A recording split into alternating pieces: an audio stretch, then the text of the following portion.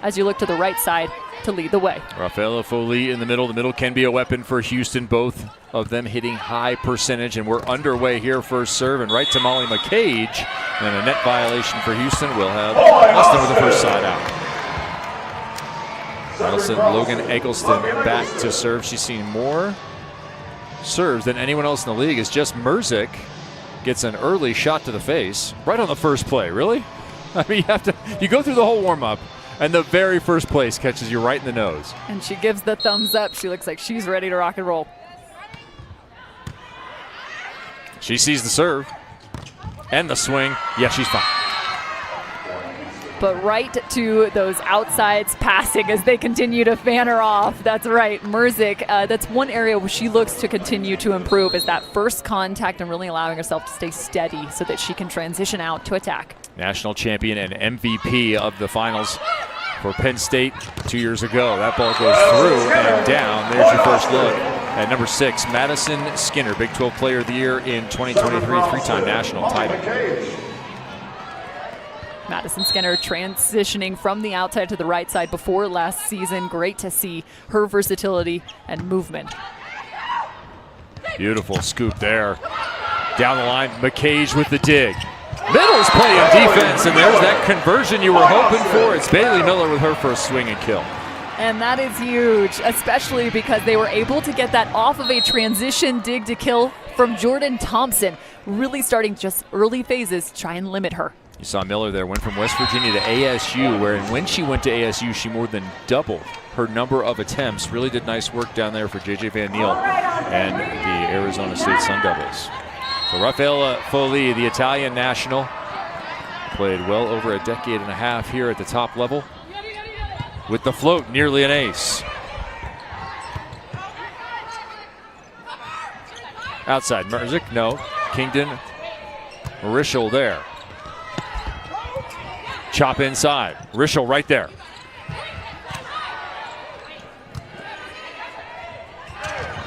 Right side. Good positioning from Foley. Middle's playing defense early. Back to Skinner. Longest rally of the match. Continues. Miller trying to go hands out.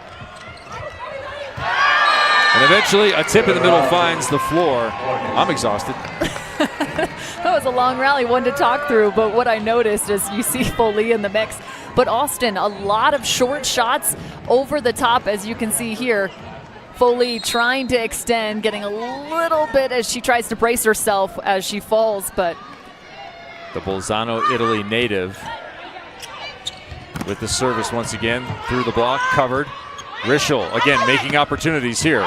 And taking advantages, Jordan Thompson with the chop. So Jordan Thompson could be the MVP. She absolutely would be the MVP right now. I don't know how you defeat this, Cameron Irwin. 290 points, number 1. Look at number 2. 207 for Madison Skinner, and what makes it even more remarkable is that Houston has played a fewer match than Madison. Block from Ayajidi, and Houston is on a bit of a run here with Foley at the line. Ayajidi with the straight down stuff block. Nice work over to that right side, closing down and making sure extra communicative with Jordan Thompson there. Yeah, and blocking is kind of where the upside still exists for Ayajidi. Otherwise, a fully and complete middle. Foley with a miss there. Now living in Monza when she's not spending time in Houston. Has been a performer 10 years plus on the women's national team there in Italy. Said when she first came to the game, someone asked her at about 16 years old in their club, said, "Why aren't you in the first team?" She said, "What do you mean? This is just supposed to be fun." They said, "No, you have real potential in this game. And I'll tell you what, you could even go play in the top league, Serie A, which is A1 in Italy." And Foley kind of looked at the person, "What are you talking about?" Here we are, 15 plus years later. JT with the service. Perfect pass. And a push through there by Miller Camp. I wonder with Miller and Eggleston out there, would Eggleston perhaps see fewer serves? She's seen more than 430 attempts. And she is top tier in terms of her efficiency from the contact. Over 50%, a good pass percentage. That is the 4th best among outside hitters. So to your point, I would think that Miller would see the majority of the first contact. Miller misses her first service opportunity there. I mentioned earlier, coming off a 7-kill, 14 on 14 attempt, 2-ace performance a couple of matches ago, earning an opportunity here against the in-state rival. Back row. So there's that slide. Move your opposite to the Bic. Skinner successful. Attacks are all about a combination, a series of routes run by the middle, the right side, and the outside. In that case, the middle was actually out of the back row, so another layer to the offensive scheme. Man, you are not going to slow down Skinner with that blocking scheme there. Thompson, crossbody. What a dish against the flow for Kaisa Alanko, throwing that ball well behind her head. Again, forcing that middle to have to make an even bigger move to try and close the block. Yeah, Alanko now with over 500 assists, pressed into service, not expected to be the starter on this team. Micah Hancock been out for the majority of the season as teams are trading sideouts here. Logan Eggleston with a powerful attack that time. A solid swing from Eggleston. She has surely been a bright spot. Just so physical from the attack, already showcasing she can go down the line. You saw that from Brentwood, Tennessee. Talked to her earlier in the week, Logan Eggleston. Fun conversation with her. And I said, well, what about the Tennessee volleyball culture? She said, we are small but mighty and growing out there in the Nashville area. You didn't know Brentwood is very close to Nashville. And she feels so comfortable in Austin, so much very like Nashville. It's kind of Austin 2.0 as that ball is pushed over the top, dug up once again. Briseño with the pickup. And the put away, tip over the top. And to your point, it even feels like more home now because her parents actually moved out to Austin. They're able to make every single match now in Austin. She loves the fact that she can spend her off days with them, typically finding lunch somewhere in Austin. That's what she said. She said, let's go to lunch on you. And there's an ace on Austin. A drop from Alanko as she rifles that one in there. That is her 8th ace on just 6 errors on the season.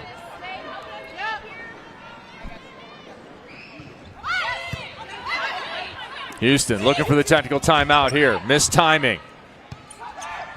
Opportunity. Merzik this time with the power.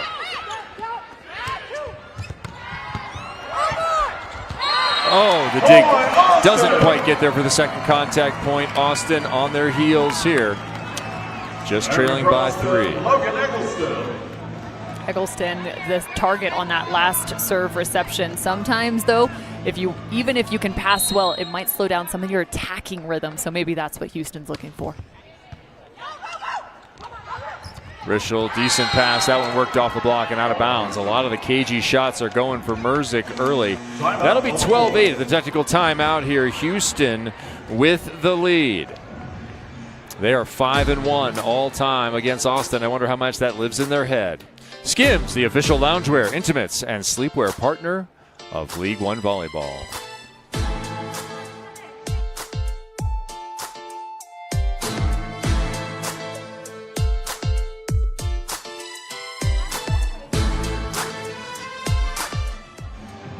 Can y'all believe this is your first game? We're going to have to just level up each game after this. Well, we want to say thank you to our good friends over at Skims. Y'all think that we can win this one today? Yes, we have confidence just because we know that we can do this because of our team. They are the reigning champions. They can get it done today. Also, we want y'all to get involved too, so can y'all show us how to show results? Because we're going to do the flex count. Let's see it, everyone.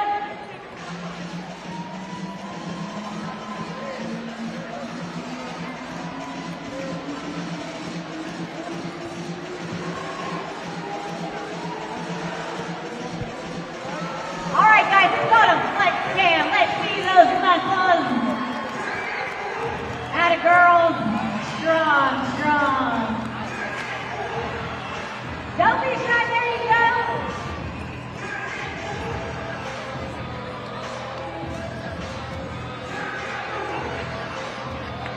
You're on camera, there you go.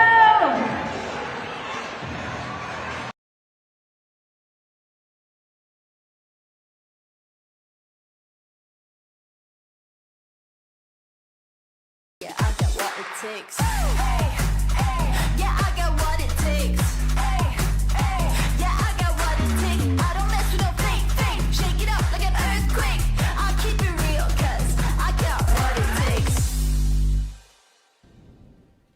Welcome back to this rivalry showdown. Some of the very famous rivalries that exist. The Lone Star Showdown, that is college football. The Lone Star Series there in Major League Baseball. The Governor's Cup is in the NFL, Cowboys and Texans.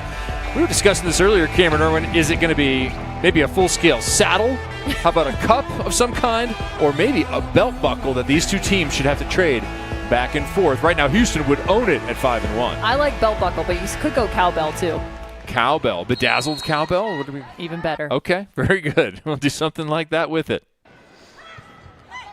There's a look at Bria Riley on the sidelines as action gets back underway out of the technical timeout. At the controls here is Carly Lloyd, Olympian and founding athlete. Bria Riley has played much of the season. They're the Canadian national team setter.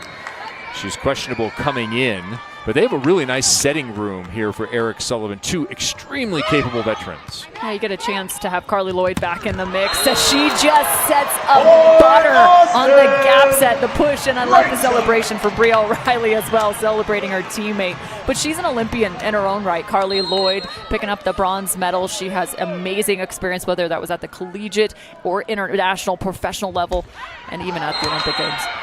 McCage off that confidence-building swing will go to the bench after the error. There is Carly Lloyd, 2016 bronze medalist, actually married last year to Riley McKibben, one of the power volleyball couples now in the world. Both setters. Dishing overhead, Skinner dug up. More good defensive positioning from Houston. Pays off in another point. This time it's Rischel. Rischel is just one of those cagey veterans. You want to talk about being put into tough situations. Rischel has done all of it at the outside position. You have to be creative in terms of your point scoring, showcasing the high hands there. 6 years on the national team for Rischel. Continuing her pro career here. Another defensive effort here for Houston. Inside out, no, just going hard. Cross court, did she find the line? She did. Jordan Thompson with another heater into the angle. That is simply just so impressive. Her ability to point score in bad posture, that ball well behind her head, off the net by 5 feet, and she still finds an attack cross court in front of the 10-foot line. That is next to impossible unless you're 6'4". Heading to the side out here, Houston off the timeout from Austin. Eric Sullivan, frustrated at the moment, down 16-9, has burned his own timeout. On the court, off the court, there's a lot of stuff going on. Austin has had a very difficult and challenging early season. They've been trying to find ways to enjoy themselves. And they found one last week, spending some time away from the court. Austin FC, Eggleston getting a chance to pound the drum. She said one of the best parts, right there, Matthew McConaughey. All right, giving the nod to Logan Eggleston. Now, I was told this was at the Outdoor Boy Aquarium, and but that wasn't for me? No, that's not for you. It's not for me, okay. But sometimes you do need to take a step away from the floor, too. It's really about that team chemistry and a little bit of a reset, especially at the midpoint of the season. You've been playing so much volleyball that it's nice to take one breath and get back in and build that chemistry. Yeah, they've also organized a trip to the lake, a lot of opportunity to connect as people, not just volleyball players, but to be truly teammates. Here, good pickup. Austin with a chance, finding their opposite, and the block has found Skinner for the moment. And a lot of defense from Houston here in this first set, 16-9. Skinner slowed again. Rischel with the block on the tip, and that'll be 17. 6-1 run for the HTX.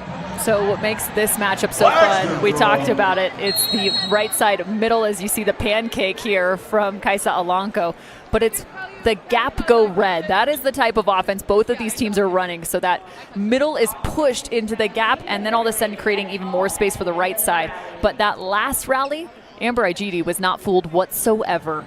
Peeled off. Challenge flag on the floor. Eric Sullivan put it out. That's brand new in this week.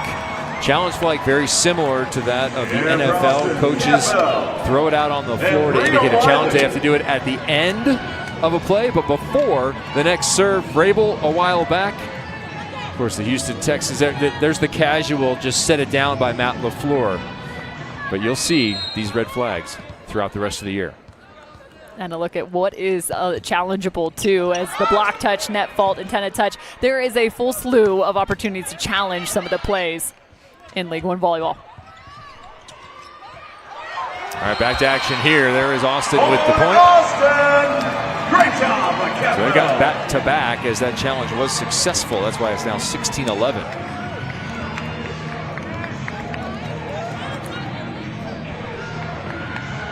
And into the match now is Bree O'Reilly. She was listed as questionable, but has come in here as part of the double sub. Kat Bell also on, and it does not matter. Yikes, that is just a heck doesn't of matter. a swing. I'm sorry, Kev, to jump you on that one. Wow, Jordan Thompson, she's smiling. Everyone's smiling after that one. When you get a massive seam like that with incredible high point of contact and just detonates into the middle of the floor. Well, happy feet celebration for the Minneapolis native who cut her teeth at Cincinnati, won a gold medal with Team USA, a silver medal in this last Olympics. What a journey it's been for Jordan Thompson, who right now is at peak performance. Both teams looking at that double sub situation as that ball is off the defense and out of bounds. All right, fans. Double sub on for Houston. That's going to be Logan Lednicki with her college setter, Maddie Walk. Service down the line. Miller with a good pickup. There's Kat Bell across courts. An explosive attack for the one-time Texas star at about 225 on the season with minimal opportunities so far in the year. Well, that is a fantastic swing, going 4-4, 6 zones on the volleyball court. That left front position is position 4. Lednicki, the lefty, pounding into the same spot. The angle is open right now if you're playing opposite for Houston. From one Aggie to the other, that is a seamless transition from the collegiate game to the professional game. So nice to bring your setter along with you. First national title ever for Texas A&M. Huge for Logan Lednicki and her family ties going back a couple of generations at that university. Jamie Morrison and crew making history. Fantastic dig. Disjointed play there. Houston in rhythm finally. Finding it in the middle. Amber Ayajidi with another kill, hitting .492 on the season, 4th in total kills for the Houston side. When you watch Ayajidi, look at how hard she works in transition, quick to get off the net, and then those last 2 steps, so dynamic and powerful. Miller, another good pass. And a feed to the middle to O'Neal. Miller's holding up. Yeah, and a little bit of a drift set there for Asia O'Neal, just hanging on to the height of that set, giving O'Neal a second chance and a little extra time to see the block in front and work around.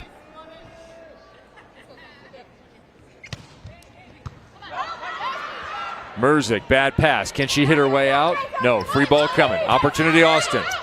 McCage, scoop. And the advantage of being a lefty. Big swing from both opposites. Lednicki taking a chance. That one didn't pay off. I like the aggressive approach, though. You mentioned it's nice having a lefty on that right side. It means the ball is coming in to your strong angle. You get to open up to the court, and you saw it on that out-of-system play, really able to add some power on the first. Second one, a bit too far. A rare error as of late for Lednicki since the start of February has been hitting around 500 in regular duty. Down the line, oh, really wide. Just a missed contact by Merzik. Yeah, and she wants that back. Nobody was home on the block. She had a phenomenal look and just turned it a bit too far. Yeah, she still can't believe it. Let's see if she gets it back right here. Austin with a little momentum. O'Neal once again. 9 aces on the year. Tough one there. Right back to Merzik. Kat Bell shut down. Ayajidi has a couple of big ones early in this one. She's doing a really nice work with her eye work specifically, getting in front of the right attacker at the right time. She's kind of just hanging out right now in front of the attacker instead of chasing after that set. Amber said after last week, or pardon me, victory earlier this week, that Sanja Tomasevic had indicated that stick to the blocking plan, stay with it. She said, look, the more I do that, the better it goes. She's sticking with it now, and Houston's plan here in the first set has been golden. Merzik maybe still getting some relief from that earlier swing. 22-15 here. All's well for the visiting side. Ayajidi. Ace serve, her 9th of the year, first tonight. Austin right now trailing significantly, and a lot of it is because of their serve reception, simply not able to get into a significant rhythm. The ace, just a little bit of the nail in the coffin there. Here's Amber, 9 aces, just 10 errors. Ball too tight, push through. IGD with the defense. She's leading all middle blockers in that category. Can't get the second one from Mirza. IGD has really been a huge bonus here, number 3 in blue, defensively when she serves. Typically targeted in that back row, right? As middles, you have a chance to serve in League One volleyball and play that left back position. Almost guaranteed you're going to be seeing the defensive contact. Double sub being unwound on the Austin side. They gain some momentum. Houston 2 away.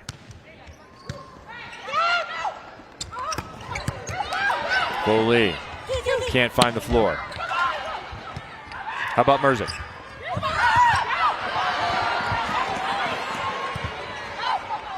Short one. Foley scoops it to 10 feet. She did not jump. Madison Skinner, point Austin. And I like the heads-up play there from Austin. When you have to force a free ball to the other side, they make Foley play this ball. There's the quick pickup on the pancake, and there could be a challenge being issued here by Sanja Tomasevic. She wanted to throw that flag in the middle of it, but I do like the play from Austin, throwing that quick ball to Foley, making her ball control first. So Tomasevic has already thrown the flag and recaptured it. It's back in the pocket. And quickly confirmed is that pancake right there. That ball absolutely up. You even see a little turn there after contact. Another good indication. There's Foley getting in the middle. Hard swing turn. And back the other way comes Skinner. And that's that scrappy defense. It all starts with a block touch from Molly McCage, slowing down the opposition. That allows for the easier dig and transition play. So 1 timeout per team per set. This time it's Austin causing Houston to utilize their stoppage. Right there you see Micah Hancock in the all blue sweatsuit. Has not played in quite some time, played the first few matches of the season. Is kind of on the path to return, but not there yet. Yeah, she was listed this evening as probable as she was warming up, so great to see her on the floor. But again, just kind of testing those waters. We'll see if she gets on at any point this evening. But for Houston right now, I think you saw Jordan Thompson kind of taking control of that huddle with a bit more conversation. So look for them to try and find JT in this moment. And again, even more as Micah Hancock speaks with Sanja Tomasevic. That's a conversation that goes back to pregame. We were watching them before this match got started. They were discussing what looked like a lot of different setting and serving strategies. Houston still looking for 2 here. They've lost a lot of the momentum. Austin's picked it up with some plays. And a return. So do you unwind the double sub? You put it in there, but Jordan Thompson out of the back row is hitting 278. I would put her back on the floor, see if you can find something there.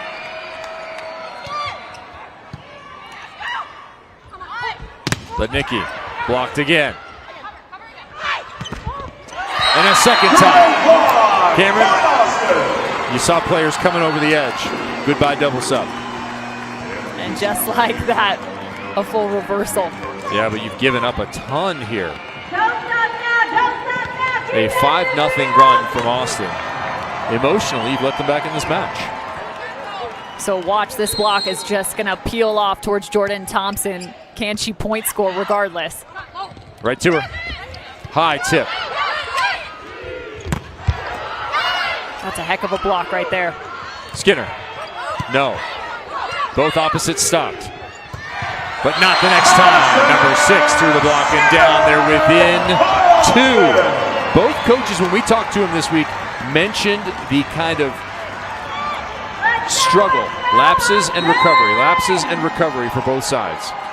A lot of them accounting it towards the parity, but it's also just so difficult as this one goes right back to Jordan Thompson and she scores off the edge. It's just so hard. You have so much knowledge about the team on the other side of the net, so it's about these minor gaps in execution? Is it 1 point, 2 points that's going to separate the two teams? Houston, set point.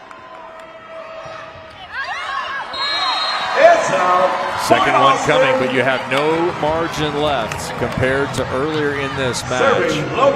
Austin only needs 2 here. Jordan Thompson back in the front row. Tough rotation. She's got to run all the way to the right side.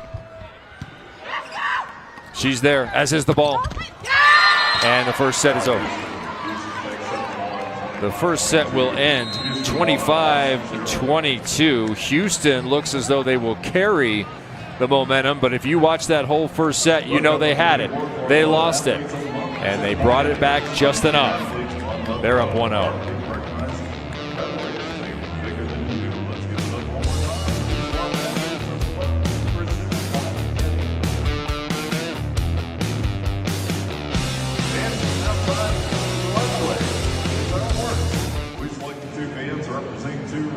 Section 117 and 118. They'll compete against each other, race their love Austin head from one end of the road to the other and then back. The roads send their player head down and back. The fastest wins. Now let's send it over to AC. What's going on, y'all? I'm over here in section 117, and right behind me, I have Miss Hazel. She's holding up Miss Logan's beautiful face. And right below me in the UT hat is Miss Sophia. She has Maddie Skinner. And so they are going to be our leaders of the row. And they have been waiting for this moment. So let's not waste any time. On your mark, get set, go! All right, they have to get it all the way down 2 sections and then make it back. And it is neck and neck. Uh-oh, who's it going to be?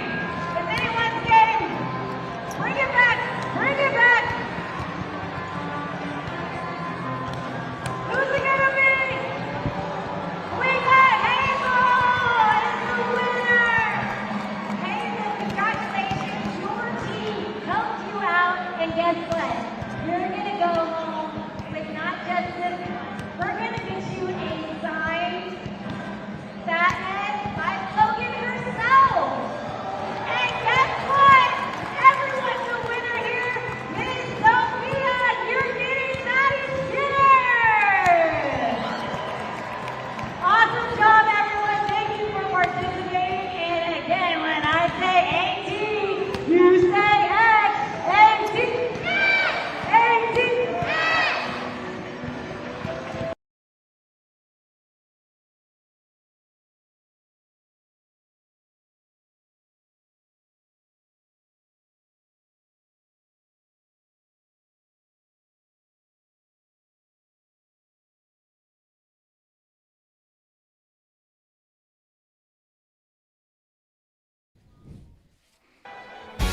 Back in Austin, some news and notes from around the league. Love Austin. They've been getting out and enjoying themselves socially. They were at the Austin Open on the tennis side of things, and then the playoff tickets are available now. They're going to be in Louisville for the semifinals April 10th through the 12th. Very interesting format there. And the championship is going to be in LA. 2 matches will be played for that championship. Details to follow on exactly where you can go. 4 teams this year, Cameron Irwin, into the semifinals. You'll play back-to-back matches. Now you have to win both, and if you don't win both, if they split the matches, there will be a golden set played right after that second set to 15 to determine who the victor is. Yes, and that golden set, again, like you mentioned, just to 15 points. That's what I'm most looking forward to. It would be fun to see these teams really be in that live or die mode at the end of the season. Now, if you're a true volleyball person and you're going, well, is it like Europe? Is it on aggregate and the sets matter? No, no, no. If one team wins 3-0 the first match, the other team wins 3-2 in the next match, you're playing to 15 to see who moves on. It's all about the victories. It was all about the victory in the first set for Houston. They hit 324 to 262 on the Austin side, but it was all Austin late. They went to that double sub, did Houston, with Jordan Thompson, 6 of 8 overall. Why would you take her out of the match? Tough. You know, you think you're trying to switch up some things, whether that's the block or the back row and the defense, but ultimately putting Jordan Thompson back in to secure the win. She had was put on the floor, set 3 times, and came away with 2 kills in the late stage of that match. We saw both opposites kind of show up and show out. Skinner with 5 kills, JT with 6. Skinner with the miss there on the service. And that is kind of the one area where those 2 players could really add is service game. Neither a real threat from the line. As that ball sneaks its way through the block and down. Jordan Thompson with just 6 aces. On the other side, Madison Skinner with just 7 at this point in the season. That is not a high number.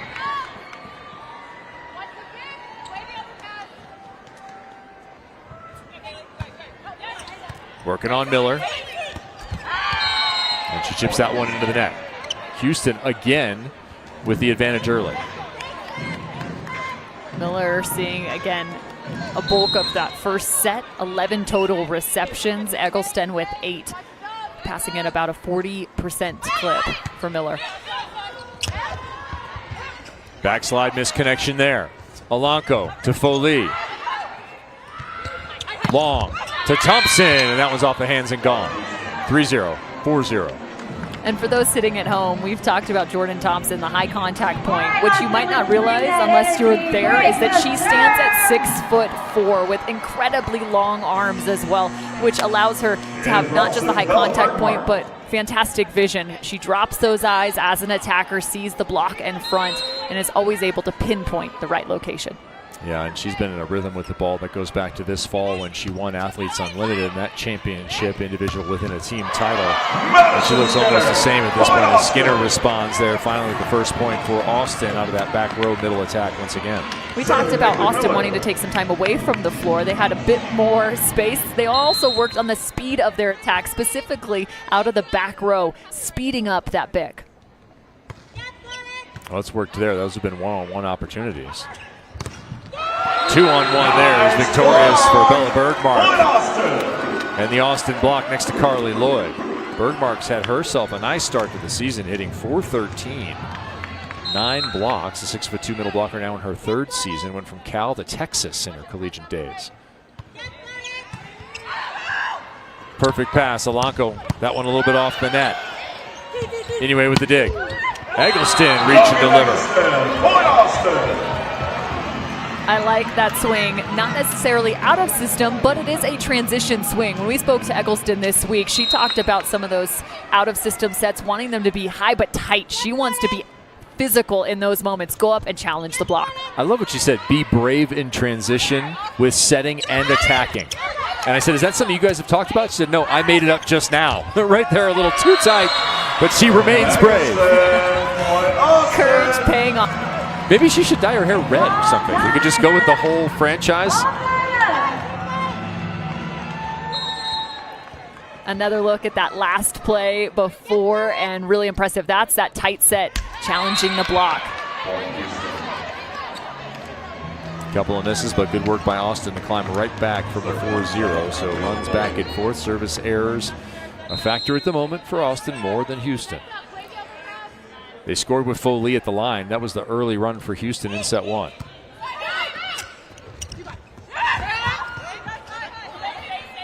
Thompson with the defense.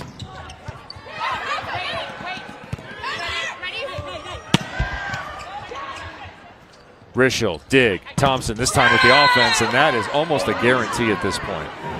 Kaisa Alanko going off 1 foot, again throwing that ball well behind her head. Great tempo as you see Thompson go up balanced and land balanced. Austin is getting some good block touches, just not able to transition out right now. Hitting 700 is Jordan Thompson, 7 of 10. That's easy math for all of you at home. Backslide to Bergmark. And that's, again, where I feel like they've been a little bit stronger for Austin is their first ball side out. So the first opportunity to pass, set, and attack. But I want to see those transition numbers start to increase. That's off of a dig to set and attack.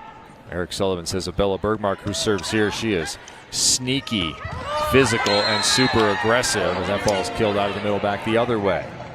Amber Ayajidi with that one, former Big West Player of the Year. Amber Ayajidi religiously hitting that 3 or gap set again. Means further away from the setter as opposed to right next to the setter. The cage backslide, that is her sweet spot right there. The backslide to Miss Molly. And we were kind of waiting for this to develop, but again, it's because you can only really run these slides in a 5-1 system without that double sub where the 2 setters are on the floor with 2 right side attackers. But traditionally, Austin has liked running those slide attacks. I'll tell you what, either a long delivery from Alanko or there a short one, it has not mattered. That is 8 kills on 11 swings for JT. She's simply unstoppable at this rate.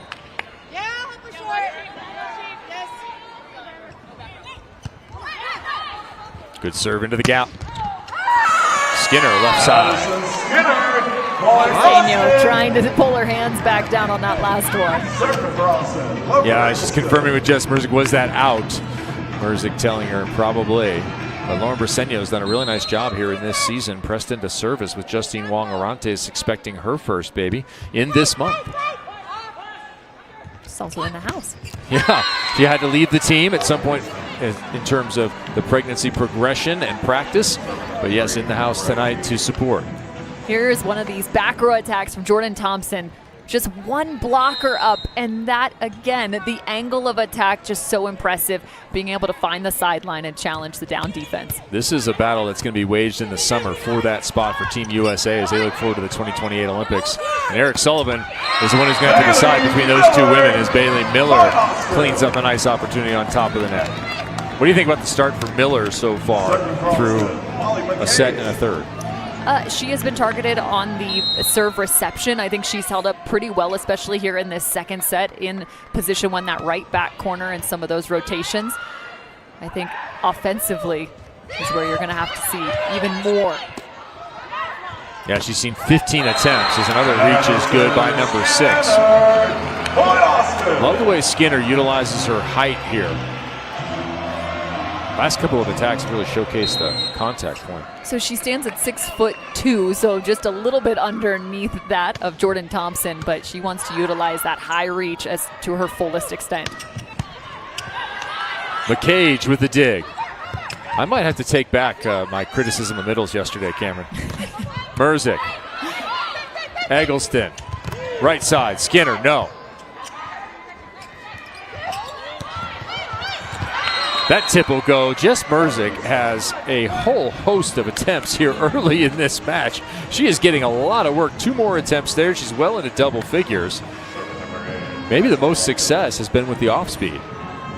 Well, and that was something actually on the other side of the net. Austin tried to utilize significantly some of that off speed tips over the top, so maybe Houston taking one out of their book. Bergmark is stuffed by Foley. It's so fun when these middles go head-to-head as attackers and blockers because it really challenges the one-on-one chess match. Does Foley drop to the right? Does she drop to the left? She has to read the attack and then also make that best guess as to which angle to close. Yeah, Rafaela Foley said, getting a block is super rewarding. It's pure joy stopping the opponent. She said, Great kills are fine. Yeah. Tip picked up by JT, charging on that defense. She is available. She'll get it. Short side winner. What a bunch of fantastic work by 23, not just offensively on that play. And it's this speed of attack in transition. Yet again, just so impressive. Jordan Thompson continuing to lead the charge here for Houston. They're up 12-9 in set number 2.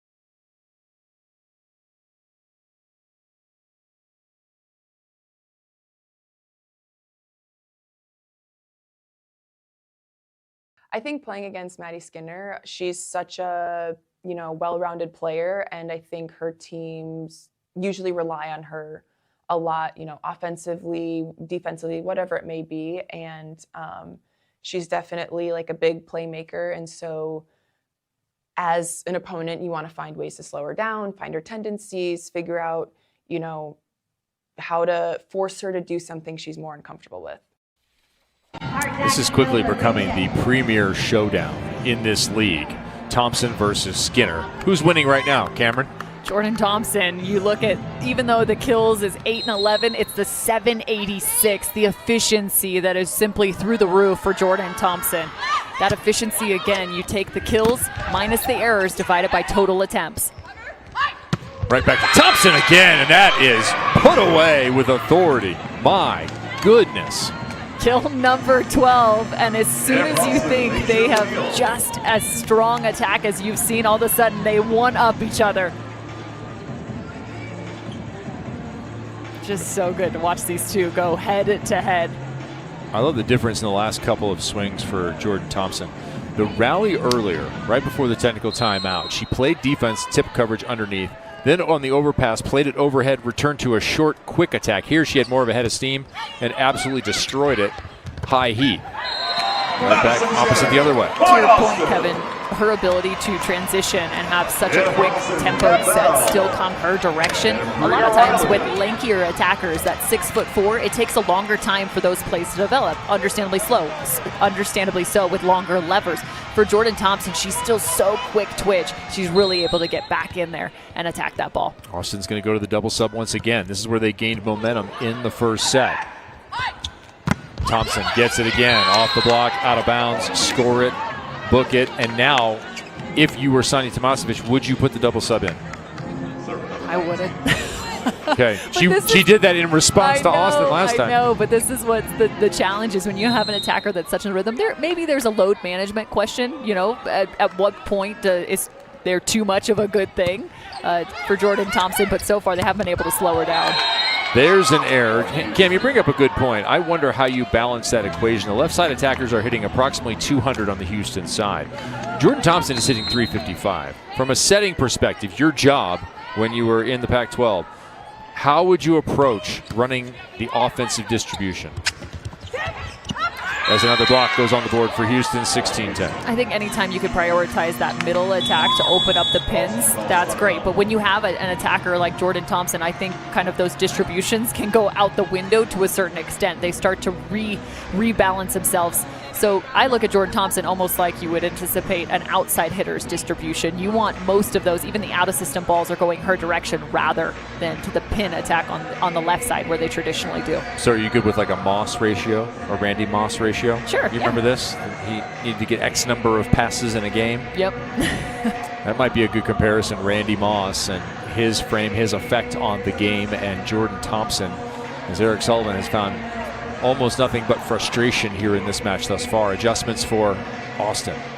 On the side of Austin, with the differential, I would say first and foremost, can we get that? It always goes back to the serve and pass. Can we get a little bit more in system to create some opportunities? You have Bria O'Reilly in the mix. I would love to see Asia O'Neal. Can she start to take over from the middle of the court and really challenge some of that? And it also could be, can we attack the smaller blocker of the three up there at the net in Rischel? There's O'Neal. Asia O'Neal. You do love a good middle set. I do, because it's almost like the run game and football, and you want to establish it. It's not in terms of the total number of sets that go there as opposed to a run game, but it's all about establishing early so that it opens up other patterns of attack. Tough service. Houston out of system. JT could care less. The Honey Badger with another kill. And the other nice thing about a middle attack, a true middle attack, is it's going to be the one place that you will have one blocker up. Maybe you have two. Maybe sometimes. I would say about 50% of the time. But one blocker is a lot easier than two, where you're almost guaranteed on both sides at a 70% clip. Foley issues the ace there. That is adding on and piling on here. 18-11. This is just like the first set. That was a late break. on that one from Rafaela Foley, who, yeah, definitely would be smiling. Silver at the World Championships back in 2014. 4 Serie A titles. That's A1 Italy, top league in the world forever. As that ball goes a little long, so Foley has done good work. She'll go to the bench. 4 times she won the Cup in Italy. 1 Champions League title. She said after all the failures, that was her favorite title of all because they had failed so many times in the championship match. Replaced by Briseño.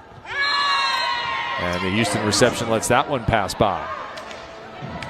Maya Sands on in defensive support for Houston. The excellent libero in her first season, All-World, All-SEC during her collegiate days.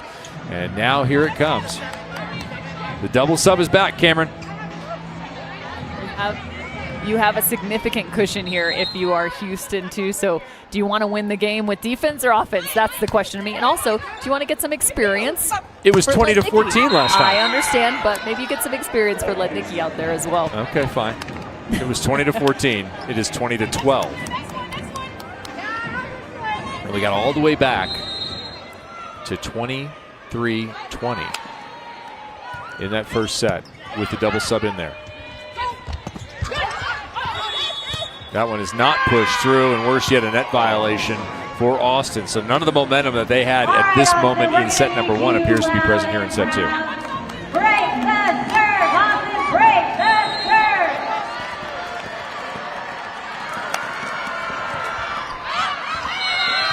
That serve is long. There we go, fans. Point Austin. 7 errors on the side of Austin, 4 just for Houston. You recognize a couple of those symbols from walk, trying to run the offense. Sanja Tomasevic also having conversation with her roster. I like that short serve. Double sub unwound. There's another side out. First ball side out by Amber Ayajidi. Now Sullivan specifically talking about trying to serve Ayajidi so that she doesn't become as much of a weapon in the middle, and very rarely do you hear coaches say, yeah, we're trying to serve short to the middles. Well, she does have those skills. I've been impressed with Ayajidi's overall game. And Eric Sullivan may be disturbed by the overall game of Houston at the moment. All except that stretch, kind of middle, late moments of the first set, it has been a Houston kind of night.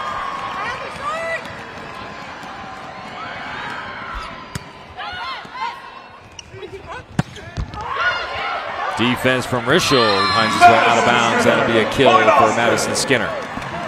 This is the versatility, yet again, of Skinner, the ability to attack from the outside. She's very comfortable in that position, but you saw that ball into the 5-6 seam, deep left back corner.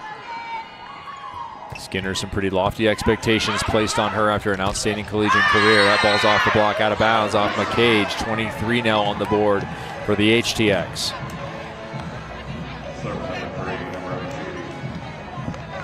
Foley back to the front row. That puts Ayajidi to the service line. Lednicki and Merzik still in the front for Houston. That ball's tight.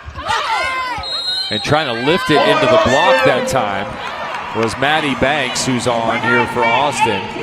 And no touch initially called by the Houston side. It was called by the referees. They quickly told their head coach, Sanja Tomasevic, to challenge, and she did. That's solid technique from Tomasevic. I like it. A little airborne. Looks like one of the parachuters coming back down. And just some disgust. Some like, are you kidding? She's been really great on the challenges throughout the season, winning most of the ones that she's called. So Banks down below, trying to scoop it into the hands. Cameron Irwin, that is Logan Lednicki there with the right hand. I don't see one. It's hard to tell, of course, from this angle. You're looking at the backside, so hard to see if there is contact there. The net view might be a little better for us.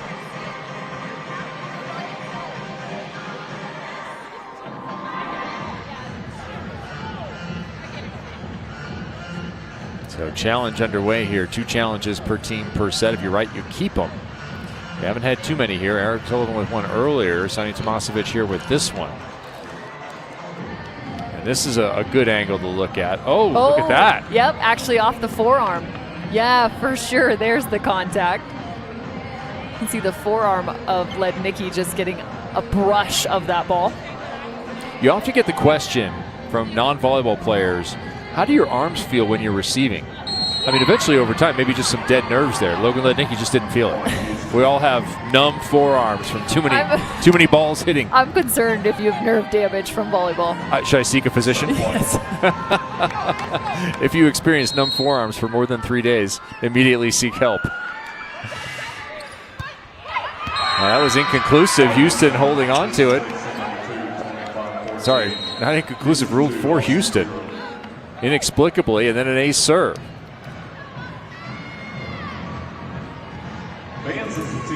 And that ace serve finishes set number 2. Houston, 2-0. Let's look at the MVPs. Jordan Thompson, one of the best opposite hitters in the world. She is so physical and she can go over the top. When it's on the line, when it's tough, they're going to get the ball to Jordan Thompson. Madison Skinner! Madison Skinner on Rose. Rose Skinner for the match. Shut down and they did it!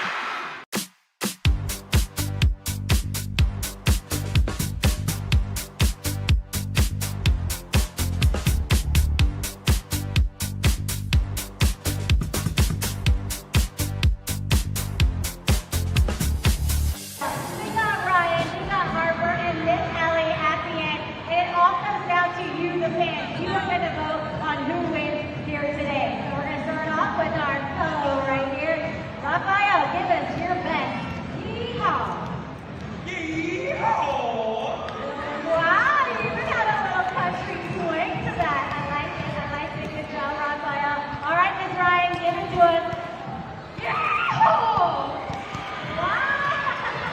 Your fans over there like it. All right, Miss Harper, let's see what you got. Yeehaw! Wow, very good. All right, Miss Ellie, I'm coming to you. Tiny but mighty, let's see what you got. You ready? That wasn't that serious. All right, everyone, I'm going to go behind each contestant, and you are going to shout who you want as the winner. Everyone, give it up for Raphael. What about Miss Ryan? She's got a fan section over there. What about Miss Harper? All right, and last but not least, Miss Ellie, I think you're a winner today. Can we get a yeehaw? Yeehaw! Yeehaw! Everyone, thank you for playing along. Y'all were wonderful. And all together, one big yeehaw on the count of 3. 1, 2, 3.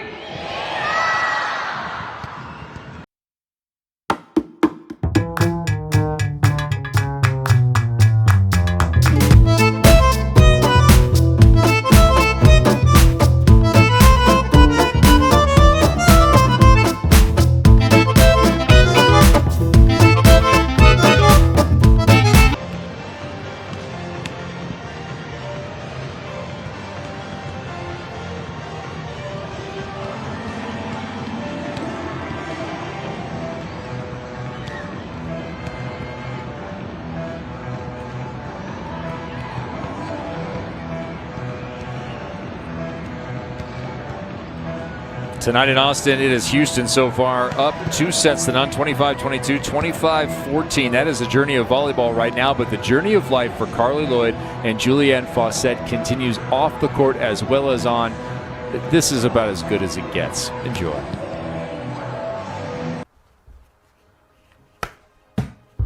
I'm Trey and I'm 5. I'm Storm and I'm 4 1/2 and 4 3/4. My mom is Carly Lloyd. My mom is Jillian Bassett. Do you guys ever go to their games? Yes, sometimes. Do you play volleyball? I do. We hit it over the net, or we bump it over the net, or we sit it over the net. What's your favorite thing your mama does on the volleyball court? Oh, I know. Get a point. And how does she get a point? By blocking it, or they hit it in the net, or they hit it out. For me, the cool thing is seeing her get excited about watching me play, because the first 2 seasons she was too young and she didn't really know what was going on, and I feel like this season is the first time that she's like excited about it and understand what's going on. It's kind of crazy to like be able to experience this knowing that she actually might remember this in 10, 15 years. I think it's a sense of pride knowing my kids are in the stands, or even if they're not there, they're watching. And there's a reason to play. It used to be an Olympian. It used to be the best in the world, and now it's to impress my kids. And I want them to be able to say like, oh my gosh, mommy did that. Yeah. Sometimes it's hard, but then I see moments like that and I'm like, oh, that's cool. So cool. This is League 1 volleyball. That was good. But I think Storm might be taking over our jobs shortly enough. Amazing to see these fantastic moms in action, and what an incredible opportunity League One has presented for the extension of not just careers, but as professional athletes, but also for fantastic mothers in their own right, between Carly Lloyd and Julia and Fawcett. Just so fantastic. They actually got to have their kids be a part of the ceremonial first serve earlier. That's what you saw in the mix. And also, I'm still trying to figure out 4.5 and 4 3/4. So where exactly is Storm in that mix? 9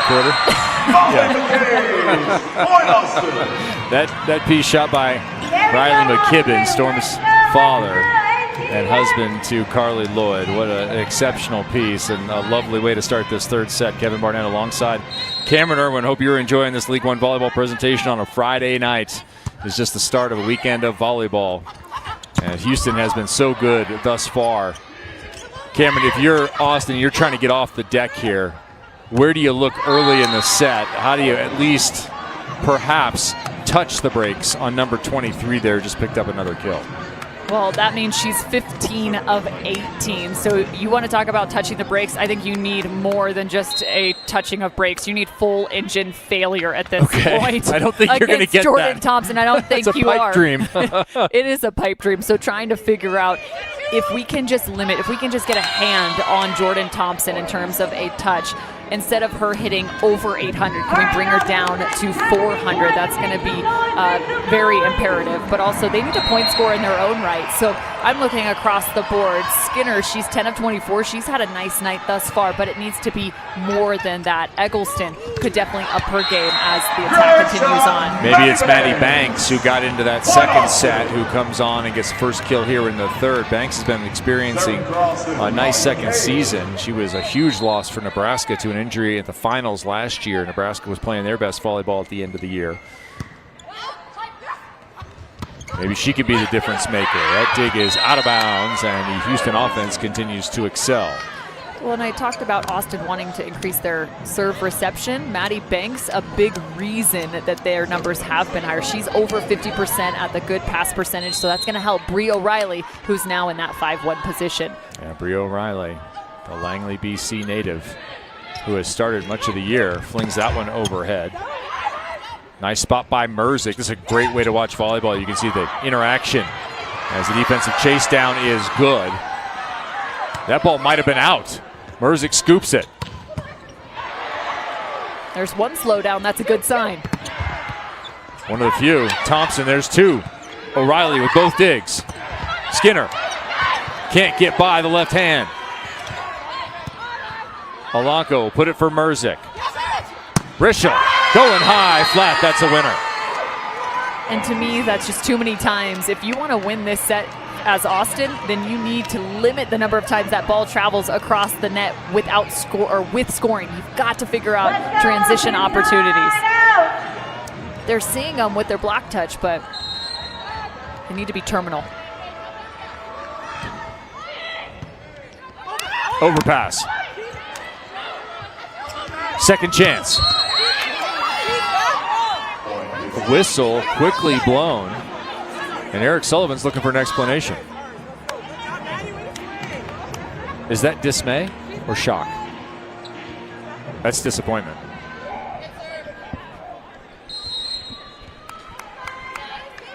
(5-2) Houston. Another misconnection, 6-2. Do you burn your timeout? I don't think you do. Okay. If anything. Oh, he is going to potentially here. He's going to take him off the floor. And look at this. He's actually going to hang back and wait to address the team until now. Eggleston, that's exactly what they were working on, right? That last misconnect was all about, can we find better tempo out of the back row attack, and simply just not on the same page on that last set. Imploring his team. His team's going to have to find it now. He has burned his timeout at 6-2. And that is just one coach's timeout. We'll have the technical at 12. So if you're a fan of college volleyball, you don't have that situation where you have a timeout before the technical goes away. Here we always take it. As the players on the floor in the purple jerseys will look to find some solution off 25-22, 25-14. And really, that first set could have been 25-14 as well. It was on its way there before a run in the latter half of that one. If you just joined us here on Victory Plus, Kevin Moran alongside Cameron Irwin. Watching Austin try and hang on against the number 2 team, Houston. They are looking for a victory here in this set. That would put them at number 1 in the league. Looking for that number 1 seed headed to the playoffs coming up soon in the middle of April. Another transition opportunity here and a tip. Austin not able to get a swing. JT playing more defense. Aijidi up. Did she find hands? She claims she did. The referees agree and it's 7-2. What's remarkable to me is just the evolution of the game. For so long we talked about the outsides, having the skill set to find high hands and attack the high hands. And now middle blockers are asked to do the same thing against a double block, especially in some of those pushed set locations, knowing I've got 4 hands in front and I still have to be so controlled in my attack to find those fingers over the top. I think we've given too much credit to Jordan Thompson here, Cameron Irwin. She's hitting .714, hasn't been blocked, hasn't hit a ball out of bounds, but that is not the best hitting percentage on the side. Amber Aijidi is 5 of 5. Make it 6 of 6. Updating. Very good, 6 of 6. Again, it's the combination of those two that's so impressive, right? That's how we started off this show. They make each other more dangerous because you have to pay attention to both when they're in the front row. Short serve. Banks on the ground. To the opposite spot. That one is long. No touch. More points for Houston. And on the counter, right? Asia O'Neal has not been as effective out of the middle, so it's allowed for that block to kind of shift over. And Madison Skinner, she's hitting about 300. But for Asia O'Neal, she is just 2 of 8 as they find her there. So in terms of finding that success, if they can get her going, it could open up different opportunities. Madison Skinner has 10 kills, but she is hitting just 286, 28 attempts. And so watch for the slide now from Austin. With Asia O'Neal, you have Bri O'Reilly in the front row. They're going to have to get a transition to do so. Anyway, with the dig, there's one. Can't set the middle here. Eggleston. Tried the reset first time. That second time, hit it right at Jordan Thompson. A little self-defense there. And I would love to see even more of this. It's an out-of-system set, but can they do this in-system? In terms of moving the set location, look what happens as they open up the shot down the line, especially against the smaller Kaisa Alanko. They served Aijidi. It doesn't matter. 7 of 7. Book it. Who's your player of the match right now with that problem? It's automatic regardless of who you're going to, 3 or 23. You're going to have a tough time here with player of the match. Mario and Luigi, Batman and Robin, like you name it, there's all these duos out there. Point Austin! Serving for Austin. Now Molly McCage into the front row with Asia O'Neal in the backcourt serving. McCage is dangerous on the slide. Let's see if that can change the tide. The good news is it may not feel like it for Austin right now. They've played even since that timeout. Thompson, back row, another winner. That swing too, what's fun is you watch her approach go to the left and she's still able to attack the opposite direction, so kind of changing the trajectory from point of contact. Another challenge in terms of trying to slow her down. Austin has to be hating life right now. JT is killing balls and laughing. That slide dug up.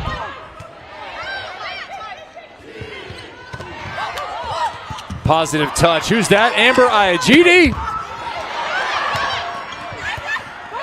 Merzik, nice scoop. Extended rally. Opportunity, Austin. No.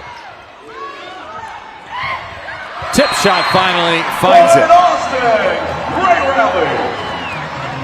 We took the D's out of middles yesterday, or I did. I'm putting them back in. Amber Iagidi just sprawled. She dolphin dived for this ball. You usually see this out of defensive specialists. Look at this, airborne. Full send. The best defender at the middle position in the league. Shows you why. And yeah, getting kudos from the back row of the bench. It's so good. It's so good. Looking for the technical timeout here. Merzik trying to work off the hands. Banks is there. Merzik a little underneath it. She makes a solution, as they say in Europe.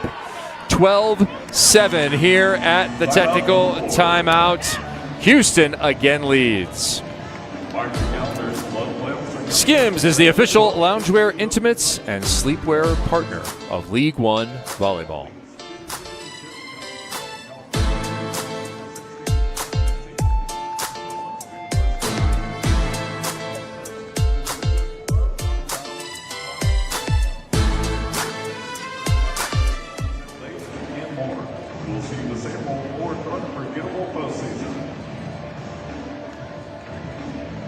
All right, man, it's a little too quiet in here, so we're going to need you to turn it up tonight and make some noise if you want to breathe. I can hear you!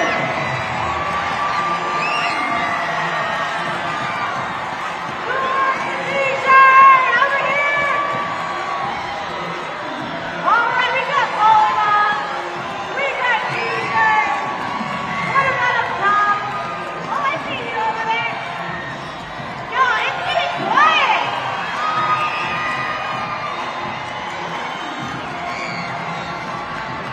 All right, man. Turn it.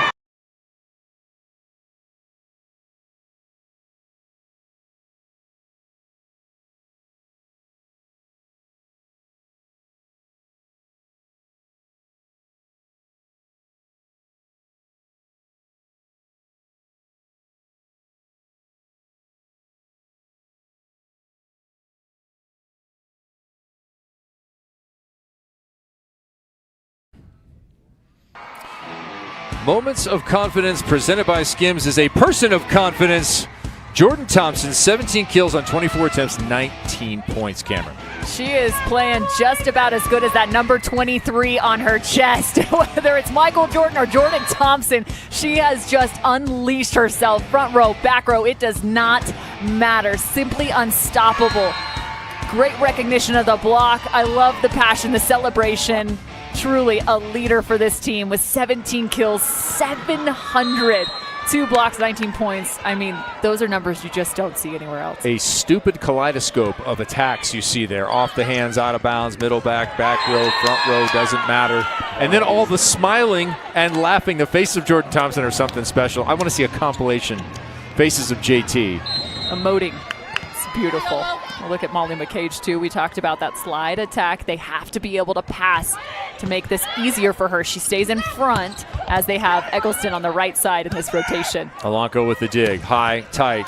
Thompson cannot feast on that one. Finally, a little bit of slowdown there. Skinner head-to-head in that rotation, the opposites. Victor, number 6 in purple this time. Contrast in numbers for Madison Skinner. She has 10 kills on 28 attempts, hitting 286. And those are all of her points. 10 total. Houston in trouble. I think the momentum feels worse than the score right now if you're Austin. As that cross-court attack for Banks finds the mark. Well, it's hard, too. We talk about Madison Skinner's numbers. Now up to 11 total kills. That's pretty solid in terms of a traditional right side attack of what you might expect. She's not seeing as many attacks out of the back row, so just a fewer number in total as well. Again off balance, Houston. Real opportunity here to close within 3. No, not yet. Bump set, right side. Skinner scores it. Great step close from Madison Skinner. On those out-of-system sets, they're a little bit higher as it's coming off the platform. She delays, waits, and then those last shifting jump in really allows her to find the seam. Another bad pass. This one's an ace. This is the best run for Austin since the first set. Here comes Sullivan's strategic serving. The last ball deep into the court. Let's see where Eggleston goes this time. First ace given up by Houston. Just saw a shot of Sullivan talking about spread, so trying to get those blockers ready. Proof of life perhaps erased by JT there as she takes another high attack point to the ground, 14-11. Cameron, you look almost exasperated here. What do you do? I'm just trying to figure out how you slow her down. Yeah, I don't know that there's an answer on this evening. Because you can try and create traffic in front of her. Maybe that's the next step. Now, you've talked about her tempo capabilities. I know. Another dig, Briseño. That one pushed over, kept alive. They'll reset their defense. Is it in time? No, it is not. Austin not out of this yet, just down by 2, and it feels like maybe a little bit of life. You also have the energy of the building starting to rise on their side, recognizing the critical juncture here in set number 3. If they want to be able to extend this match, they need this third set and Madison Skinner to come alive. That is a perfect set from Bri O'Reilly, the one-on-one opportunity to the right side. How deceptive can she get late in this set? The last time these two teams met, it was Austin up 2-1. It would eventually go 5 as Austin collects another one there. And it was 15-10 Houston with the victory. League's top blocker in Asia O'Neal delays just enough to get that finger block back down. 6-1 is the run. Boy, the passing has just gone away from Houston, from everybody on the floor. For the tie. O'Neal, yes. 7-1 to 14 apiece. We hate to say it, it's serve and pass as analysts in the sport of volleyball, but it truly is the most important part of the game. If you're winning the first contact as well as the pressure from the service line, things are going way easier on your side of the net. Briseño, one of the better passes they've had recently, and they're able to get the ball into some semblance of an offense to get to 15. Where does your focus as a passer go when you're experiencing what Houston is experiencing right now? What do you fall back on to get back in track? I think you have to slow your mind a little bit and also release some of that pressure. Instead of going for a perfect pass, go for a good pass. Can you get it in front of the 3-meter line, but doesn't have to be necessarily the tight ball. Okay, scoring in transition again off Foley's serve is Houston. And I also wonder too, can you start to move and pinch some of those serve receivers into different looks, so the server has to deal with a different moving target versus just a stagnant one. All right, well, it's Austin right now dealing with perhaps the same issues after that incredible 7-1 run to get tied at 14. They've given up a couple. Ball too tight, dealt with. Transition, JT, yes. Just JT money tonight. And you talked about that pass maybe being a little too tight, and I would actually argue I liked that pass because it forced Bri O'Reilly to high contact the point, just set it up a hair too high for Asia O'Neal. Now remember, if a run does materialize here for Houston, there are no more timeouts for Eric Sullivan. His side is going to have to solve it. He took a timeout at 6-2 in this third set. So it is up to Madison Skinner and her purple side to continue to fight their way back. They again trail, this time only slightly by 2. Bri O'Reilly in the front row alongside Maddie Banks. Starting this third set. Well, see how effective she can be. Bri O'Reilly in the front row is not a negative. 17 blocks. That is number 1, and that is by a lot. Next is Cardlini with 8. Madison's full-time setter. Where do you go? Do you go back to JT again? Perfect pass. IGD gets it. And did it cross the net or touch? Anyone it did not. Point Austin, and maybe a set-saving opportunity right there by Asia O'Neal. Oh, that is such a gutsy play from Asia O'Neal to be able to dedicate herself away from Jordan Thompson. She rolled the dice and it paid off. Lead now for Austin in the blocks category. Another bad pass for Houston. In or out? Ruled out.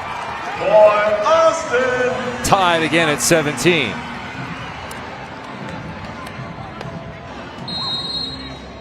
And a flag hits the floor. Houston's going to challenge either touch or in out here. She's quick with the flag, Sonny Tomasevic. Yes. To the floor, back in the pocket, ready to go. But what's also interesting is this serves almost like a timeout. You immediately saw on the other side, Sullivan said, hey, come here real quick. So this is that secondary timeout. I know, obviously, in a good rhythm on their side, but Houston can also use that in the same thing. Quickly confirmed. Ball initially called out. And confirmed. Upper right-hand corner of your screen, Sonny Tomasevic immediately to the pocket. And there's a good throw. I like that. Airborne. Perfect. Thompson cross court in response to that challenge. So it was confirmed as it was out of bounds the time before. That was inbounds, and the happy competitor continues here. Not using the double sub here. No.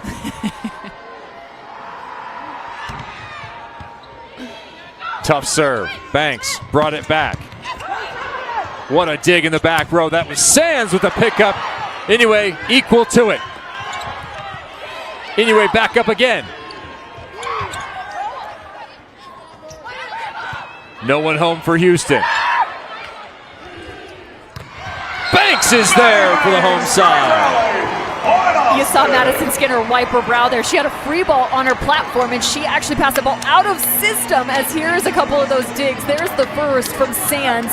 That was a tough ball through the seam, picked up, and then another. This is a no way. That's so much pressure as she drops back and able to lift that ball well to her side.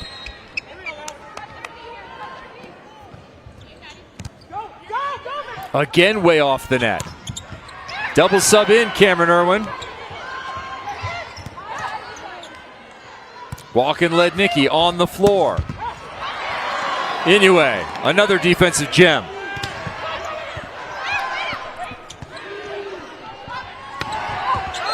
That ball is wide. Another hard-fought rally. This one ends with a Houston point off the error. Katoa Inoue, a staple in the international game out of Japan, with a number of exceptional efforts here in set 3 as Austin tries to hang on, down 2-0. Houston would love to close and take over the middle. Slot in the league, and that block will help. Merzick with the wall. That is a massive block. One-on-one, Merzick goes up, closes down the line, the full extension, turns those hands back in. Simply textbook against the slide. Houston's gone to that line serve. Amber Igidi collapses, keeps it alive. Inoue, another gem. Make a highlight of her, because it's paying off for Austin. She is almost single-handedly keeping Austin with opportunities to stay in this set and this match. Take a look, another full extension. These are some of the hardest digs to have to find, because you're imagining that ball is going hard your direction, but instead the redirect off the block, your feet have to be stopped, and then it's all about the full chase.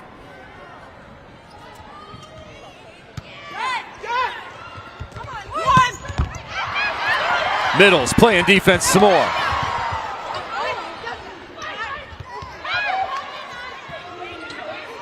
Eggleston resets the feet, shoves it inside the block for a point. 5 to go here in the third. Whole match at stake for Austin. At what point does Jordan Thompson come back on the floor and they change this up? If I'm Houston, I'm thinking, hey, we've won this match, not with our defense, but with our offense. Right now, they've got a little bit more of that defensive lineup in. What do they need here to close with 5 points? There's a good pass for one. How about that swing? Some pace on it, but it's wide left for Merzick. Guess who's up? Austin. They take the lead. 21-20, and that will be a timeout from Houston. First time they've called timeout in quite some time in this match. Still smiles all around for Tanya Tomasevic and her side, who have played exceptionally. Get on your feet. We need you. Get up. Get Tanya up. Tomasevic having the conversation. It seems as if it's that emotion, right? And also that calming sense when you're trying to get back out on the floor. This is a big moment, though. You have two pros that are in their first year, rookies, out on the floor with Walk as well as Lednicki. Are they going to make the right decisions at the right time? And this is where you truly learn, in moments where you're late in the set. And do they go to each other? Mid-season, yeah, you go for that learning now for playoffs.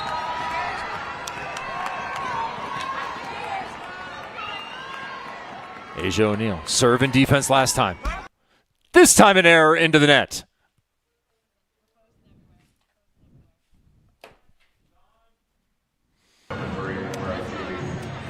That service error for Austin could be costly. A race to 4, win by 2. Service errors close. Perfect pass. Backslide delivery, Molly McCage. That is a phenomenal pass in a high-stress environment. Maddie Banks so clutch, able to run a nice ball out of the middle to Molly McCage on the backslide. 3 hitters in the front row. Can they get a transition opportunity, Austin? They stop Lednicki instead. McCage back-to-back plays this one a block. Next to Eggleston.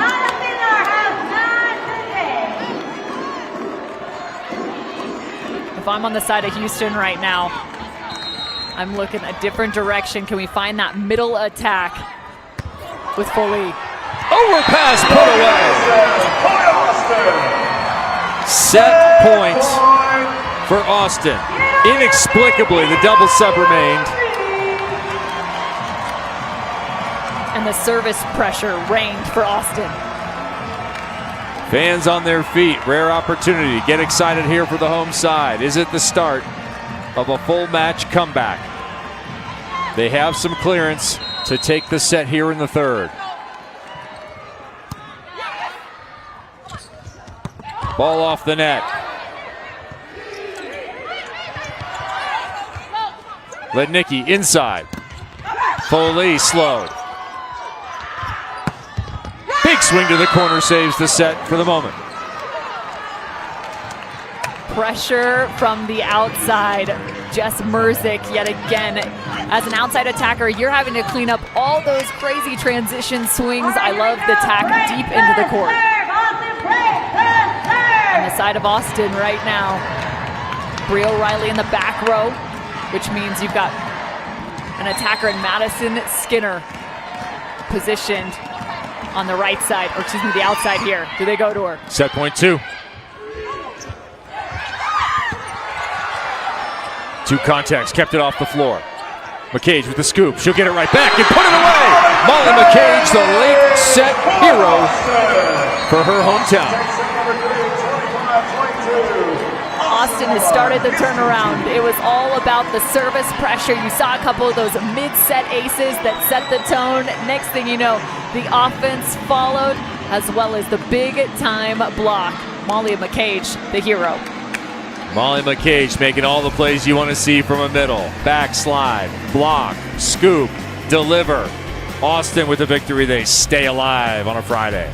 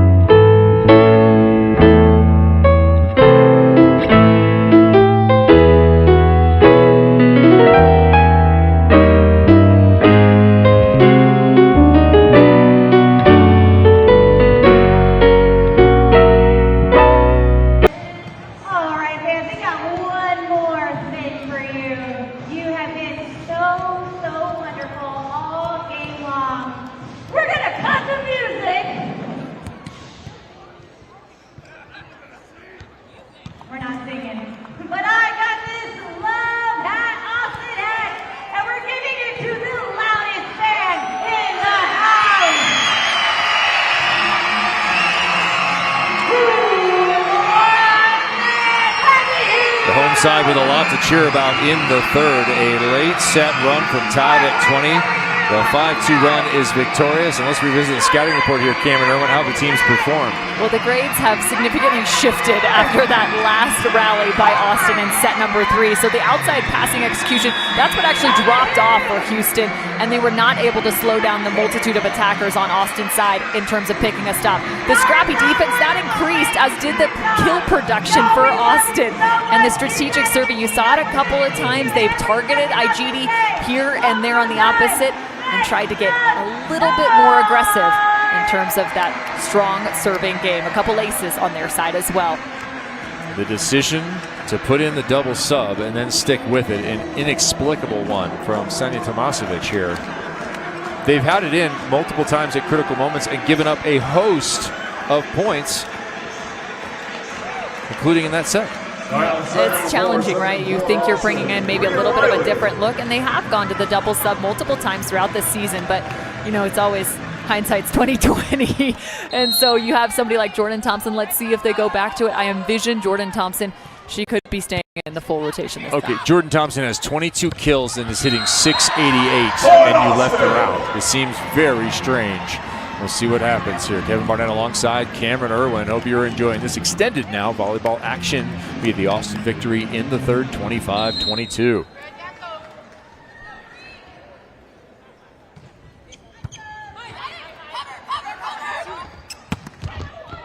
That kill there by Karine Palgatova, who is subbed in for Houston at the outside hitting position. What does she bring?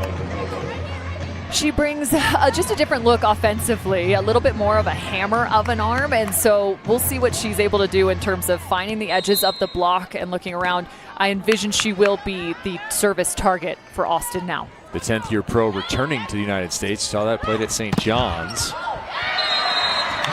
Played professionally overseas and now returns as Austin again sides out. Livingston to serve.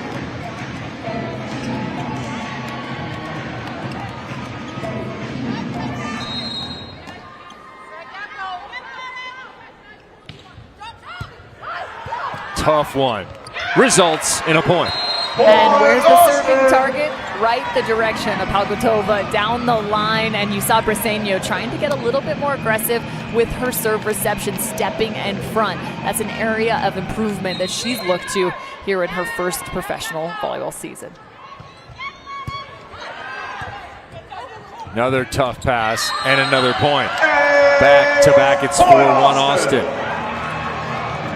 So what can Houston do now? I think you have to start to either shift. Do we change our serve reception? Again, limited in terms of the total number of subs, right?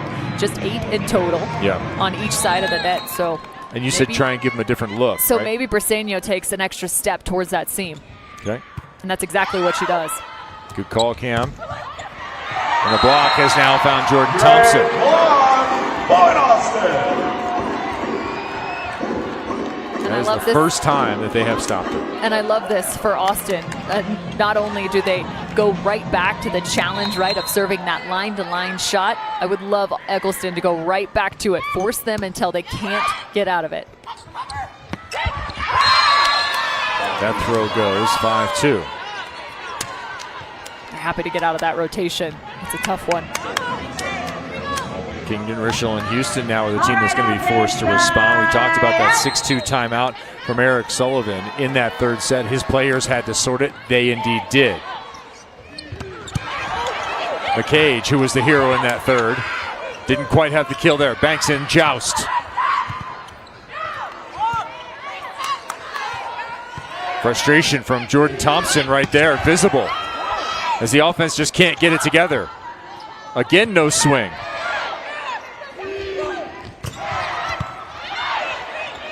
Skinner with a nice small play. Looking for hands out. Got him. That is such a calculated approach from Maddie Banks, and I love that angle because you can just really see the flow of the game and where those sets are going. And she goes up the set slightly inside, sees the big time block, and just so forceful to try and find those hands. If the blockers drop those hands, that ball is far to the sideline, maybe into the stands. McCage looking deep corner. What a delivery to the middle. How about that? Put it on the highlight reel. Kaisa Alanko Pitch yourself for a job. And Igidi as well. Watch what she does here from well beyond the 10-foot line. How is that even possible? Well, because Igidi opens up that frame, nearly has to turn her back to the net to get open enough, and still manages to throw that ball down.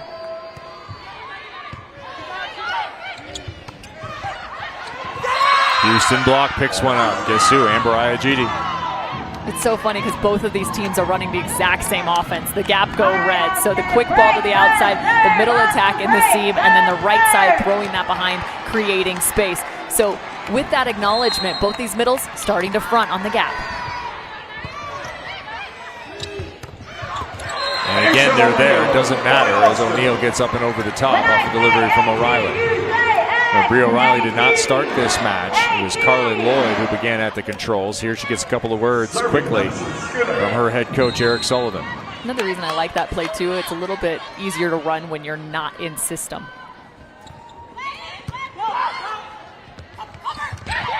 There is it. And what makes it easier to run when you're not in system? The space, the distance of the middle to the setter. So if the middle were to stay on a true quick, which means dedicating to the middle of the court, that ball would literally have to come over the back of their head if the setter was on the 10-foot line. By shifting away from the setter, now they can open their shoulders and it still comes into the frame of their approach.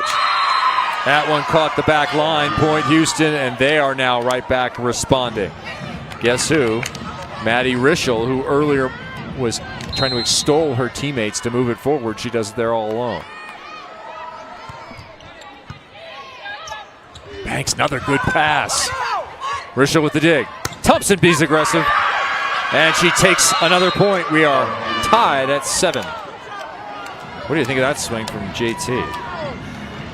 Once more, she just has that electric sense about her. When the game gets tight on crazy wonky plays, she goes up, and I love the turn down the line a little bit more with that wrist to bring the ball that direction.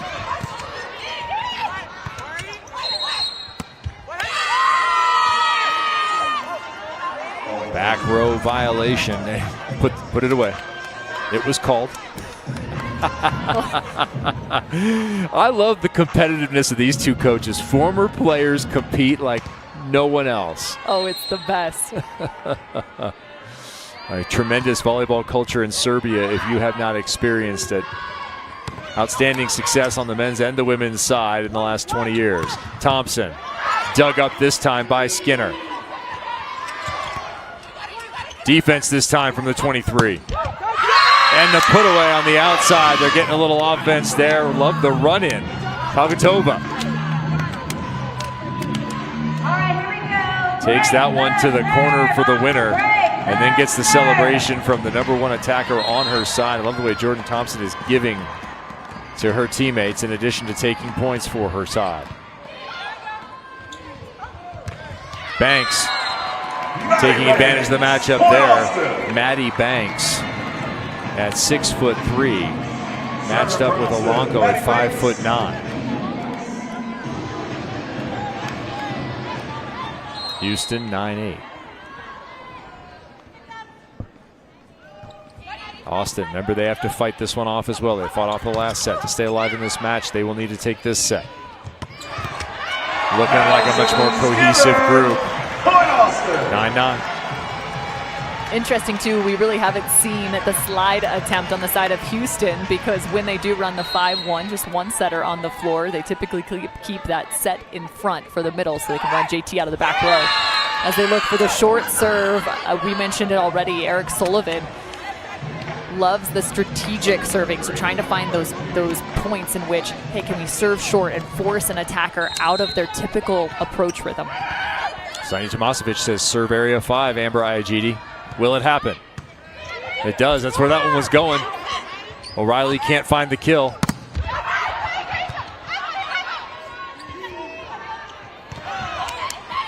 Both teams with some good controls at the net. Thompson gets the good block bounce. If you watch Sanya Tomasevic throughout a rally from a distance, just watch how she actually looks like she's a part of the team. She trails to the back, pointing out right here, perfect, pointing out the defensive movements, shouting, communicating. the entire rally and the celebration. That's a true player turned into a coach. And when you talk to her too, she said that she knew her last professional season, she just wasn't as in love with it as a player. And she's quickly moved to the coaching side, and she said you cannot take the player out of the game, and quickly fell right back in love with the coaching side. Teams trade missed serves. And Houston holds a 2-point lead. 12-10, everything undecided here in the fourth. Austin fighting to stay alive. Houston looking to close and go to number 1.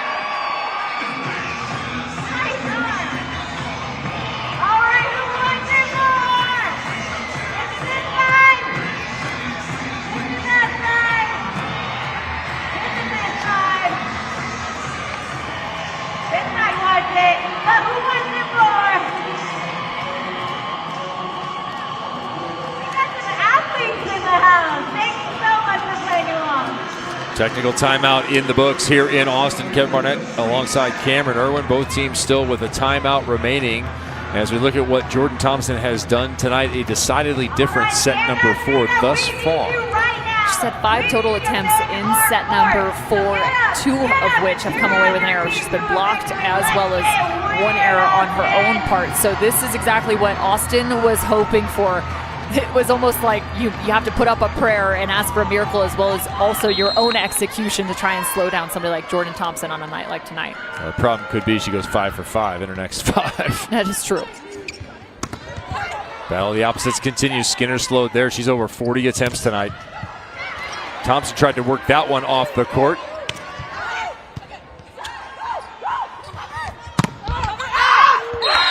Off the block, out of bounds, the left side picking up steam with Karine Palkatova. You go right back to another dig from Inoue. Look at this, full extension. She's one of the best at reading that touch off the block. And again, one of the toughest balls to bring back is the one high over the top of your head. She turns the platform back around. Didn't come away with the point. Jam, Alanko with the dig. Reasonable reset. Thompson from well off the net, covered. Right back to her. Better opportunity. Better result as Austin is off balance. Rally somehow goes Austin's way. Bria Riley with a creative kill. Just when you think the rally's dead, Austin's scrappiness pays off once again. They're second in the league in digs per set, and just like that, they get it done. Is that scrappy to score? That's scrappy to score.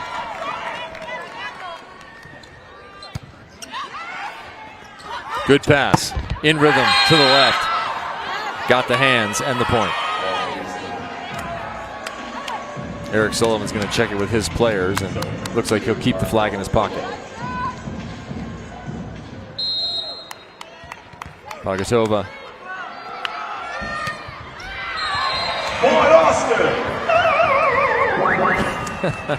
I love the use of the Mario sound effects. Hope you heard that one at home. What a stinger on the back of missing your serve. You know that's not happening in your home venue. No, but I love that. The more these venues become home venues, It's like when you used to go watch Michael Jordan against the Milwaukee Bucks at the Milwaukee Bucks Stadium. You've never heard a drier presentation of the all-time superstar, the GOAT, Michael Jordan. And then getting extremely excited about Jack Sikma.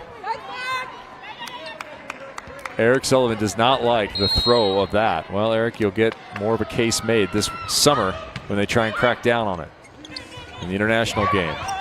More of a traditional tip there from Banks, unsuccessful. JT. Eggleston, the dig. The block from Ayajidi. Puts it away for Houston. They are on a little run here, 16-12.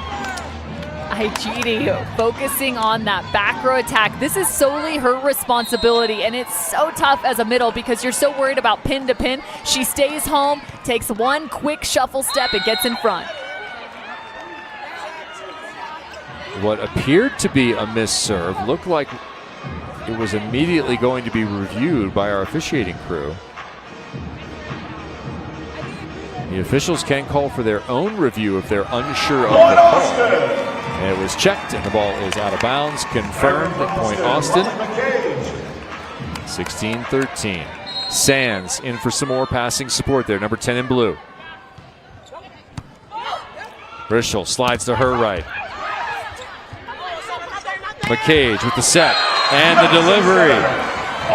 Count the assist for number 5 to number 6, Madison Skinner. I like the turn there from Skinner. That's a tough ball over the top of her off shoulder. She squares up to the net so she can fully see the block. 16-14. McCage again. Short. Ayajidi tries to do it all and takes it wide right. And this is the challenge. That's back-to-back errors, or not even errors, but the last one was dug the opposite direction. She tried to go to the right back corner. This time she tries to go left to find success. Instead, the error on the outside. Ayajidi goes the other way this time.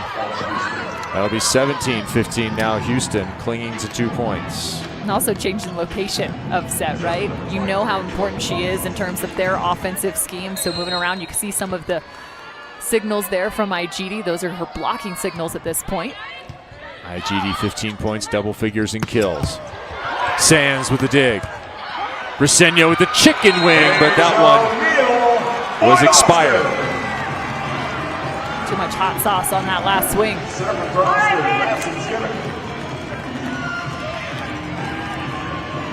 This is a big moment for Houston right now. You need this first ball side out. Had a couple misses from the middle attack. Alanko in the front row. Service not the strength yet for Madison Skinner, young in her career. I'm okay with those service error numbers just in terms of totality, 4 sets played. You want to have a little bit of risk as you see the aces on screen. Houston with 5. Kingdon Rischel already with an ace, puts a little pressure on Eggleston. Banks, big wind up, bounces off the net. Inoue with a good eye. She waited. I love the reaction there from Maddie Banks. That was exactly what Inoue did. Look at this. High off the hands, she watches it hit the net and directly over the top of it. You're holding your breath in that moment. Might be celebration of the night. More happy feet. Thompson, what a delivery by Alanko. Not using the double sub here. You have Jordan Thompson running the Bick out of the middle attack. That's another way they can utilize her. So she'll either attack on the D, which is out of the right side, or through the middle.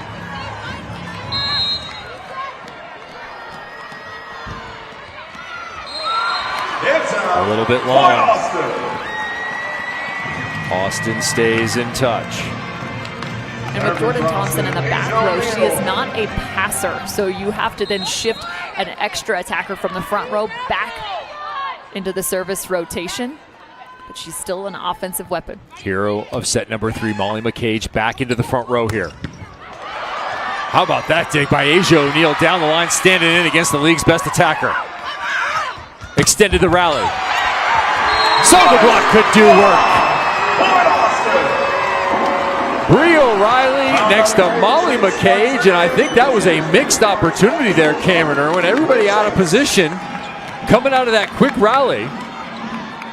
And watch what takes place here. This is the first dig from Asia O'Neal, and McCage sent back to the middle. But I love that they forced that ball to Jordan Thompson, really taking her out of the equation offensively. Navratilova right back into it. Here comes the red zone. What determines these 5 points for Houston, 6 for Austin? Houston, it's going to come down to Jordan Thompson. She still remains in that, or excuse me, she's now into the front row, so that is exactly where Houston needs her to be. A service trickles over the top. And maybe How about on the luck? other side, it's going to be the service pressure, right? Houston just picks up an ace there as they lead that category. But Austin, they've got to be able to utilize the middle and find Skinner, that combination that we started with in this match.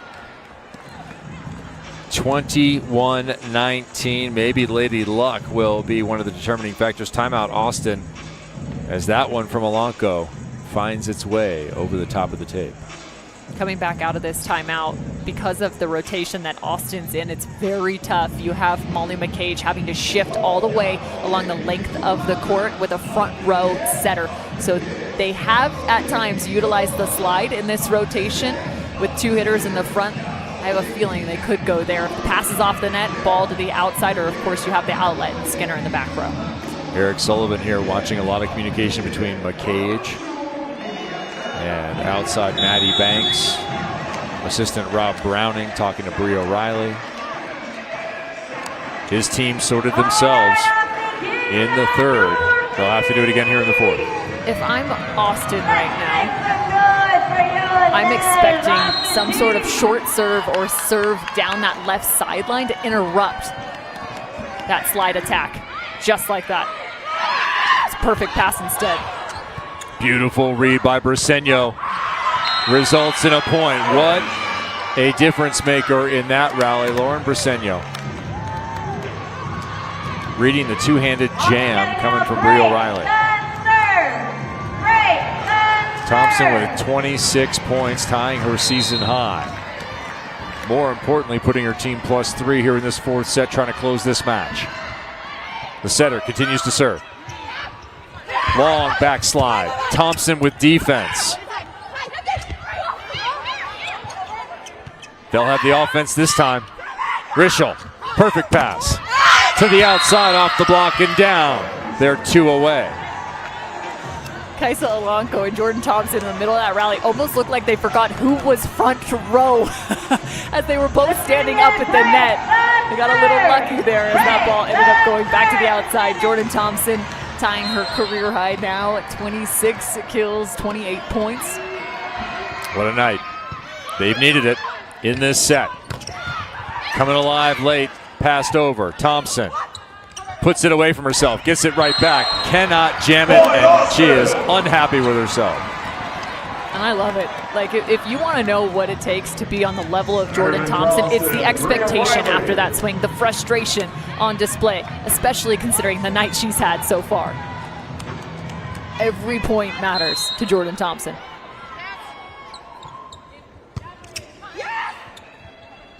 Right to Thompson's side. She'll have to chip it. That one might have been out.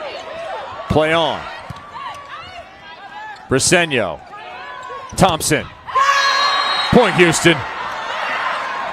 Point Austin.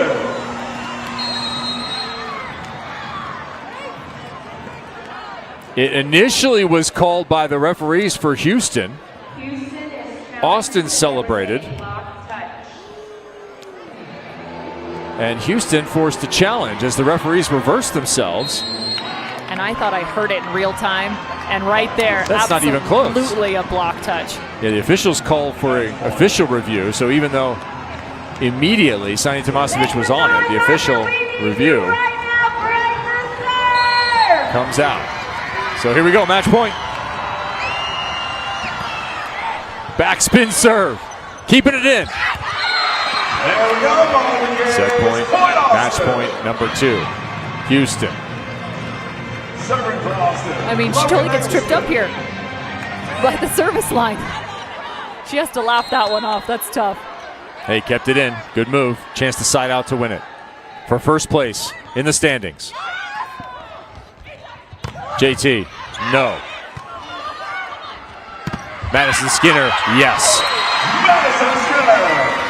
Point Austin. There's still fight left in Austin right now. They're within striking distance. It's a wonderful thing to see in terms of their point scoring ability, getting a hand on the attack of Jordan Thompson.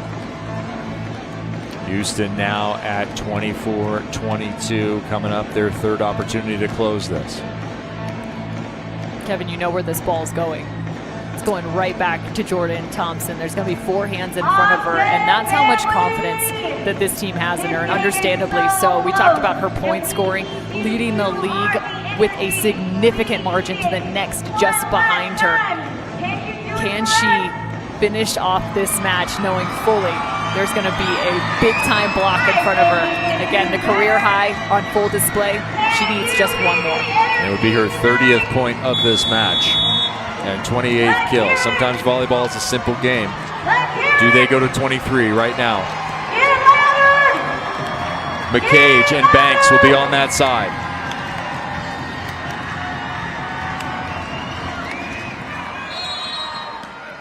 Eggleston has to put it in first. As predicted. And that'll do. The strength, the flex, and the victory, 25-22. The muscle down celebration is right on point for Jordan Thompson.